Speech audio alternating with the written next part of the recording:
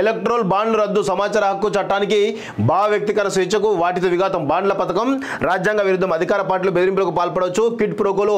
భాగంగా విరాళాలు ఇచ్చి ప్రభుత్వ విధానాలను అనుకూలం చేసుకుంటున్నారు సామాన్య జనం విరాళాలు కార్పొరేట్ విరాళాలు ఒకటి కావు పార్టీలకు వచ్చి వివరాలు ఓటర్లకు తెలియాలి నిష్పక్షపాత ఎన్నికలది అవసరం 2019 నుంచి నేటి వరకు బాండ్ల వివరాలు బయటకు రావాలి కొన్న వ్యక్తి తీసుకున్న పార్టీ బాండ్ విలువ వివరాలని SBI మార్చి 6 లోపు ఈసీకి ఇవ్వాలి వాటిని మార్చి 13 లోపు ఈసీ వెబ్సైట్లో ఉంచాలి నగదుగా మార్చని బాండ్లను కొనుగోలుదారుల ఖాతాల్లో జమ చేయాలి సుప్రీంకోర్టు సంచలన తీర్పు బాండ్లను కొన్నవారి వివరాలు బహిర్గతం అయితే రాజకీయ కలకలమే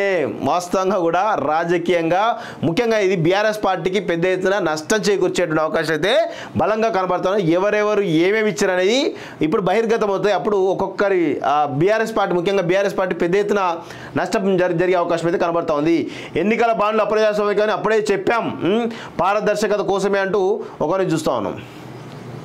16,000 కోట్లు బాండ్ల ద్వారా పార్టీలకు వచ్చిన విరాళాల 9 సింహభాగం బీజేపీకే గత ఆర్థిక సంవత్సరానికి ఆ పార్టీకి 6,565 కోట్లు ప్రపంచంలోనే దేశంలోనే సంపన్న పార్టీ అంటూ ఒకరిని చూస్తాను ఎలక్ట్రోల్ బాండ్ల పథకం 2018లో ప్రారంభం కాగా ఇప్పటివరకు వివిధ రాజకీయ పార్టీలకు బాండ్ల ద్వారా 16,518 కోట్లు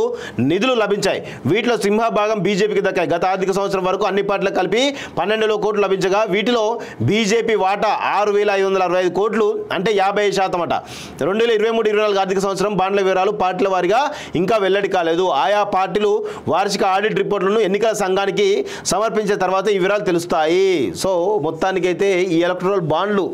పెద్ద ఎత్తున రాజ్యాంగ విరుద్ధం అదేవిధంగా ఎక్కువ శాతం అధికార పార్టీకే మేలు జరిగే అంశం కాబట్టి మొత్తానికి ఆ వివరాలన్నీ కూడా బయటకు వస్తూ ఉన్నాయి బయటకు ఒక్కొక్కటి వస్తే బీజేపీ కూడా పెద్ద ఎత్తున దెబ్బపడే అవకాశంగా కనబడుతూ ఉంది ఒక్క సంవత్సరంలో 6,500 కోట్లు వచ్చినాయంటే అర్థం చేసుకోండి ఏ విధంగా ఈరోజు క్విడ్ ప్రోకో రాజకీయాలు జరుగుతున్నాయో అర్థం చేసుకోవచ్చు